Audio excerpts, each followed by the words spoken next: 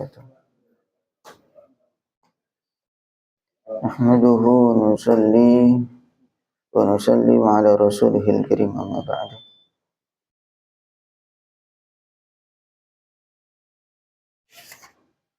Alhamdulillah jemaah salat subuh ini muliakan Allah, kita lanjut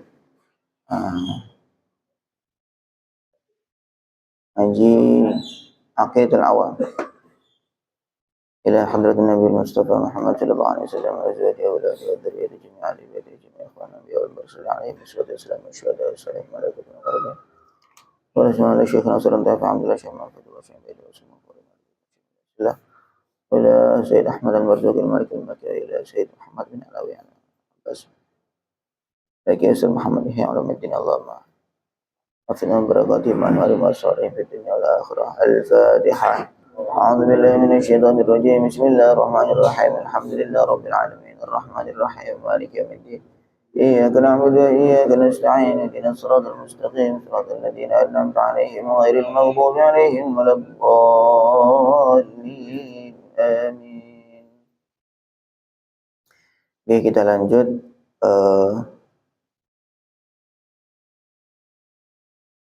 membahas tentang istri-istri Nabi Sallallahu Alaihi Wasallam. Jadi kita ulang sedikit tentang mukaddimahnya bahwa Nabi memiliki istri itu 11, aslinya 11. Kemudian di dalam kitab Aqidatul Awam di sini yang disebutkan antis aniswatin wafatul Mustafa. Jadi ketika Nabi wafat, istri-istri yang masih hidup itu tinggal 9. Pada aslinya ada 11. Adapun 2 lagi yang tidak disebutkan di dalam nazam ini, yaitu yang wafat sebelum Nabi. Mereka wafat duluan. Yaitu yang pertama Sayyidah Khadijah, kemudian yang kedua Zainab binti Khuzaimah. Yang pertama Khadijah, kemudian Zainab binti Khuzaimah. Kemudian yang menjadi catatan penting sekali kita sebagai umat Nabi SAW supaya tidak keliru dalam menilai Nabi, ya, bahwa Nabi itu kenapa kok bisa memiliki istri lebih dari 4, padahal syariat sendiri dalam Al-Quran sendiri membatasi satu orang laki-laki boleh beristri lebih dari 1, tapi maksimal 4. Jadi yang pertama memang Nabi itu sebagai utusan, beliau punya kekhususan. Jadi punya hukum-hukum yang khusus untuk Nabi. Dan tidak hanya itu. Kemudian maksudnya yang jadi kekhususan untuk Nabi itu jangan kita lihat enak ya bisa nikah banyak. Tetapi ada amalan-amalan yang untuk umatnya Nabi itu sunnah, tapi untuk Nabi itu wajib. Contoh misalkan kayak salat tahajud, itu Nabi wajib salat tahajud. Tapi kalau umatnya sunnah, nggak tahajud, tidak masalah, tidak apa-apa, tidak dosa. Kemudian juga Nabi juga tidak boleh makan harta sedekah, sedangkan umatnya boleh. Itu banyak kekhususan. Di antara kekhususannya ini Nabi boleh nikah lebih dari 4, dan Nabi juga boleh nikah tanpa saksi dan wali.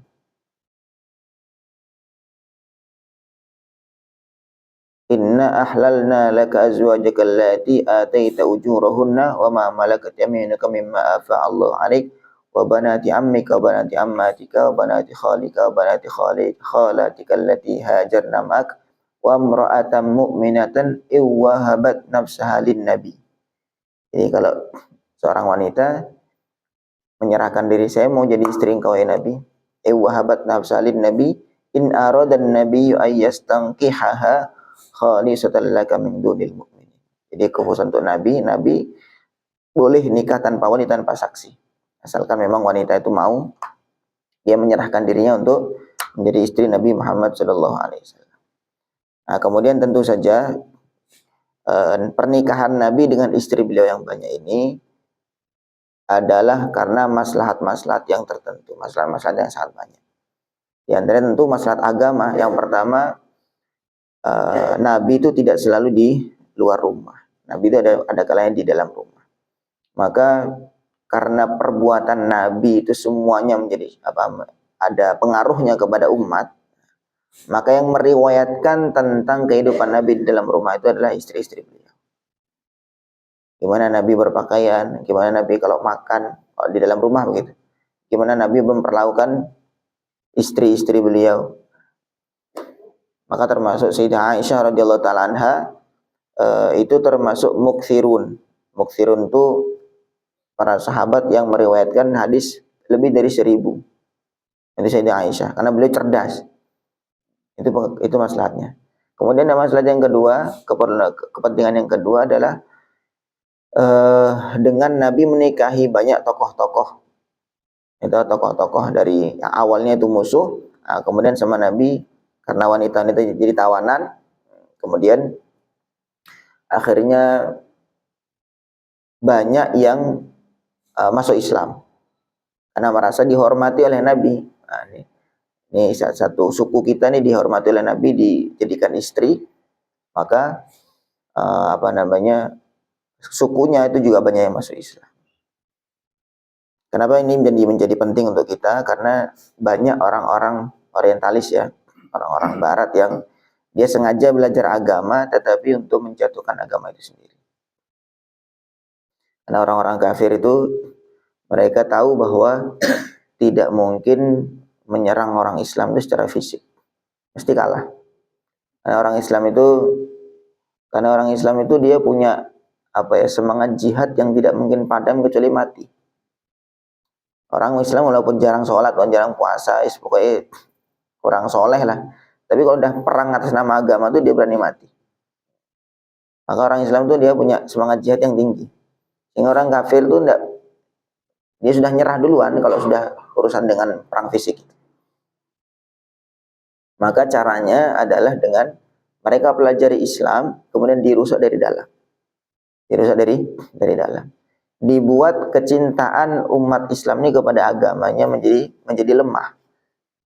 Dibuat kecintaan umat Islam ini kepada agamanya sendiri jadi lemah. Sehingga lama-lama bahkan dibuat menjadi alergi dengan agama. Akhirnya ketika dia sudah tidak peduli dengan agamanya sendiri, mulai terpecah belah satu sama lain. Nah, ketika terpecah belah, maka selesai sudah. Gitu caranya. Jadi mereka kirim itu orang-orang cerdas untuk belajar agama Islam, kemudian untuk merusak dari dalam. Bahkan dulu pernah cerita seseorang, dia ngajar di satu universitas besar di Mesir, ngajar tafsir Quran. Itu bulan Ramadan. Dan selepas dia ngajar tafsir, keterangannya sangat luar biasa, sangat ilmiah sekali. Kemudian selepas selesai, tutup kitab, langsung dia mulai ngerokok. Maka santrinya tanya, loh, Syekh antum kok ngerokok? Ini kan bulan puasa. Yang mau wajib puasa kan kalian, saya ini orang Yahudi katanya. Udah belajar mengajar tafsir, tapi dia orang Yahudi. Ini memang tujuannya untuk mencerai-beraikan umat Islam ini, sehingga mudah sekali untuk dihancurkan. Maka di antara pemahaman-pemahaman yang dibuat oleh orang-orang orientalis itu adalah mereka ini menggambarkan Nabi itu istimewa tetapi dari sisi materinya saja. Bahwa Nabi bisa membimbing umat, membangun umat dalam waktu yang singkat, tetapi membangun umat yang terbaik di Madinah, kemudian seterusnya. Nabi punya kecerdasan intelektual yang di atas rata-rata. Jadi yang ditonjolkan adalah bukan dari sisi beliau jadi Nabi dan Rasul. Beliau diutus oleh Allah menjadi Nabi dan Rasul. Bukan. Tetapi justru dari sisi materinya. Dari materinya. Beliau pimpinan pasukan yang luar biasa. Beliau begini begitu. Dari sisi bukan keagamaannya. Sehingga orang melihat Nabi itu ya manusia luar biasa begitu saja. Tapi kalau yang orang Islam, orang iman, mestinya memandang Nabi itu pertama kali beliau dijadikan oleh Allah sebagai Rasul, sebagai utusan. Jadi jangan dibalik. Karena beliau luar biasa maka pantas jadi utusan, bukan. Tapi karena beliau sebagai utusan Allah, tentu dijadikan oleh Allah sebagai orang yang paling istimewa. Kita lanjut membahas tentang istri Nabi SAW. Kemarin sudah kita bahas Sayyidah Khadijah. Termasuk juga begitu. Satu lagi bahwa mereka ada sedikit-sedikit tuduhan-tuduhan kepada Nabi bahwa Nabi nikah banyak karena nafsunya besar, suka wanita dan seterusnya. Ini keliru besar, keliru besar. Kalau memang Nabi itu nafsunya besar, kenapa kok malah bahkan pertama kali Nabi nikah malah dengan janda yang jauh lebih tua, jauh lebih tua, jauh sekali. Nabi umur 25, Sayyidah Khadijah umur 40. Nabi 25 masih muda-mudanya itu. Nah, kalau memang beliau tuh karena nafsunya besar, tidak mungkin nikahnya malah nyacar yang yang janda. Kemudian itu pun beliau monogami sampai Siti Khadijah wafat. Selepas itu baru poligami. Jadi masa monogami beliau masih lebih lama daripada masa poligami.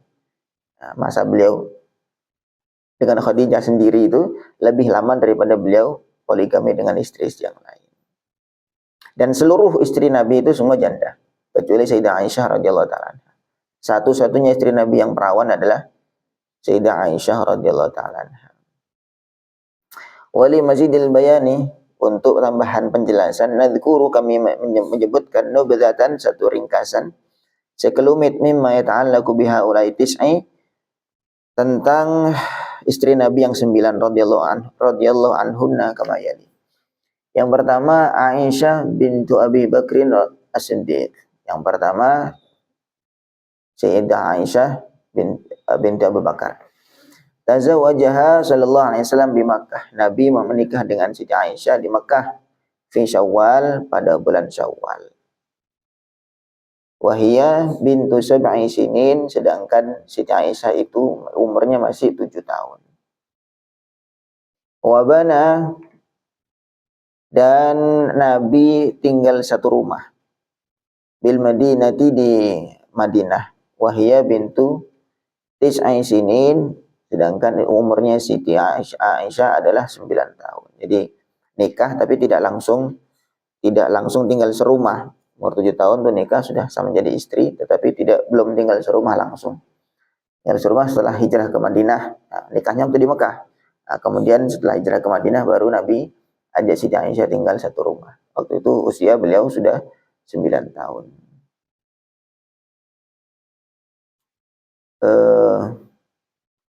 Fi Syawal, juga pada bulan Syawal.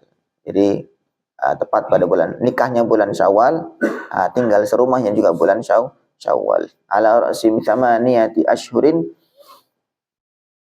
minal hijrah, pada sudah 8 bulan dari hijrah. Jadi belum dapat setahun, tahun-tahun awal hijrah dan dapat 8 bulan, maka Nabi mulai tinggal serumah dengan Siti Aisyah. Ala sahih, menurut pendapat yang sahih. Walam yatazawwaj sallallahu alaihi wasallam bikran ghairaha, dan Nabi tidak menikah dengan perawan selain Sayyidah Aisyah. Wa kanat ahabban nisa'i ilaihi, dan Siti Aisyah adalah wanita tercinta, wanita yang paling dicintai oleh Nabi sallallahu alaihi wasallam. Qalat, ini istimewa Siti Aisyah nih, masyaallah. Beliau perawan sendiri, paling muda, kemudian cantik, dan punya kecerdasan yang sangat luar biasa. Sehingga beliau termasuk di dalam kategori mukthirun. Nah, sahabat itu yang mukthirun tidak banyak. Sahabat yang meriwayatkan hadis lebih dari 1000 itu tidak banyak. Tidak banyak. Dan diantaranya Siti Aisyah. Rata-rata ada laki-laki, dan beliau wanita sendiri. Qalat, Siti Aisyah cerita, wa ra'aitu Jibril yuhadditsu ma'an Nabi sallallahu alaihi wasallam. Aku melihat Jibril ngobrol bersama Nabi sallallahu alaihi wasallam fi surati Dihyah al-Kalbi, dengan bentuk sahabat yang namanya Dihyah al-Kalbi. Malaikat Jibril itu sering kalau menampakkan diri di hadapan para sahabat tuh berupa manusia, dan sahabat yang sering ditiru rupanya itu namanya Dihyah al-Kalbi. Sangat tampan tentunya. Jadi manusia tidak melihat Jibril itu dalam bentuk aslinya selain Nabi ya. Kalau kita tidak melihat malaikat secara umum itu dalam bentuk asli, tetapi malaikat dia juga bisa menyerupai manusia. Nah, kalau menjadi manusia maka bisa dilihat. Ini Siti Aisyah begitu. Saya melihat Jibril ngobrol dengan Nabi dalam bentuk Dihyah al-Kalbi. Wa qala, kemudian Nabi bersabda, "Hadza Jibril yusallimu alaiki." Ini Jibril memberi salam kepada kamu. Insyaallah dikasih salam. Tufiat, maksudnya karena cerita ini Siti Aisyah tuh punya keistimewaan tersendiri. Ya, keistimewaan tersendiri. Bahkan Siti Aisyah itu maksudnya sering Nabi dapat wahyu itu ketika sedang bersama Siti Aisyah. Sedang istri Siti Aisyah. Maknanya beliau, bahkan Jibril pun dekat dengan Siti Aisyah gitu maksudnya. Saking mulianya Siti Aisyah. Tufiat, beliau wafat waqad qarabat sab'an wa sittina sanah, dan umur beliau mendekati 67 tahun. 66 tapi sudah mendekati 67. Fi syahr Ramadan, pada bulan Ramadan sanata 58 pada tahun ke-58 Hijriyah. Wa shalla 'alaiha Abu Hurairah, dan yang menyolati beliau adalah Abu Hurairah. Wakila Sa'd bin Zaid adalah Sa'id ibn Zaid. Wa dufinat bil Baqi, dan beliau dimakamkan di kuburan Baqi. Wa dzalika fi ahdi wilayati Marwan ibn Hakam, dan kejadian itu, wafatnya beliau itu adalah ketika zaman kepemimpinan Marwan ibn Hakam alal Madinah, di kota Madinah. Fi khilafati Muawiyah radhiyallahu anhu, pada masa kekhalifahan Sayyidina Muawiyah. Yang kedua, Hafsah bintu Amrin ibn Khattab, bintu Umar bin Khattab. Hafsah bintu Umar ibn Khattab. Yang pertama putrinya Sayyidah Aisyah, yang kedua putrinya Sayyidina Umar. Wa kana tahta Khunais ibni Hudzafah as-Sahmi. Sebelum nikah dengan Nabi, sama tadi yang satu-satunya perawan Siti Aisyah. Sekarang mulai masuk Sayyidah Hafsah, beliau janda. Dan sebelum nikah dengan Nabi, beliau nikah dengan Khunais ibn Hudzafah as-Sahmi. Nama kok banyak sekali janda di orang Arab tuh. Karena orang Arab tuh memang zaman dulu zaman perang, gitu. Zaman dulu zaman perang. Sehingga banyak sekali janda-janda itu laki-laki itu wafat. Sehingga janda itu tidak jarang yang 2 kali, 3 kali, 4 kali begitu. Jadi Khadijah ada 2 kali menjanda itu. Yang pertama dengan Atik, kemudian yang kedua dengan Halah. Yang kedua dengan Abu Halah. Yang pertama dengan Atik, kemudian yang kedua dengan Abu Halah. Kemudian yang ketiga baru nikah dengan Nabi. Jadi begitu, bukan bercerai ya, tetapi ini karena ditinggal wafat. Biasanya wafat memang dalam pertempuran, di dalam peperangan. Ini orang Arab begitu. Mereka itu gengsinya sangat tinggi. Harga dirinya mereka sangat tinggi. Sehingga mereka itu membela sukunya, membela kehormatan mereka itu, mereka sampai sering perang. Kemudian falamma mata ta'ayyamat Hafsah, ketika suaminya wafat itu, yang Khunais itu wafat, maka Hafsahnya menjadi janda. Fatazawajah Rasul sallallahu alaihi wasallam, maka Nabi menikahi Siti Hafsah. Wa dzalika ba'da ghazwati Uhud, dan itu setelah perang Uhud sanata 3 pada tahun ketiga Hijriyah. Wa umruha 20 sana, dan umurnya waktu itu masih 20 tahun. Umurnya Siti Hafsah. Wa tufiyat sanata 45 fi ahdi wilayati Marwan ibn Hakam alal Madinah. Dan juga sama wafat pada masa kepemimpinan Marwan ibn Hakam di kota Madinah. Dan umur beliau 45 tahun wafatnya. Oh bukan, tahun ke-45 Hijriah. Wa umruha sittuna sanah, umurnya 60 tahun. Umur ketika wafat 60 tahun. Jadi khalifahnya Khulafaur Rasyidin itu Sayyidina Abu Bakar, Sayyidina Umar, dua-duanya mertuanya Nabi. Kemudian yang 2 lagi Sayyidina Utsman dengan Sayyidina Ali, dua-duanya menantunya Nabi. Ya. Jadi 2 pertama itu mertuanya Nabi, kemudian 2 yang berikutnya adalah menantunya Nabi. Jadi memang orang-orang yang dekat Nabi itu orang istimewa. Kemudian yang ketiga Saudah bintu Zam'ah. Yang ketiga kanat tahta ibni ammiha as-Sakran. Sebelumnya nikah dengan sepupu sendiri. namanya As-Sakran ibn Amr, wa huwa min muhajiril Habasyah, dan ini Sakran ini termasuk orang-orang yang ikut hijrah ke Habasyah. Jadi hijrah itu kan dua periode ya, dua periode. Periode pertama sebelum hijrah ke Madinah itu hijrah ke Habasyah dulu. Hijrah ke Habasyah itu apa namanya, di sana ada Raja Najasyi, mereka Nasrani tetapi membela kepada orang-orang Islam. Kemudian selepas itu, waktu setelah hijrah ke Habasyah masih di apa dikejar dengan orang kafir Quraisy itu. Masih dikejar, masih belum kondusif lah untuk di sana.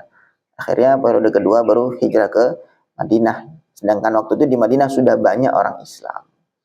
Kalau hijrah ke Habasyah, karena mereka orang Nasrani, ya orang Nasrani itu walaupun tidak Islam gitu, tetapi banyak kemiripan dengan orang Islam. Dan sama-sama ahlul kitab, sama-sama punya kitab samawi. Kitab mereka kitab Injil, kemudian sama-sama iman kepada Nabi Isa, sehingga apa namanya potensi untuk dilindungi itu besar.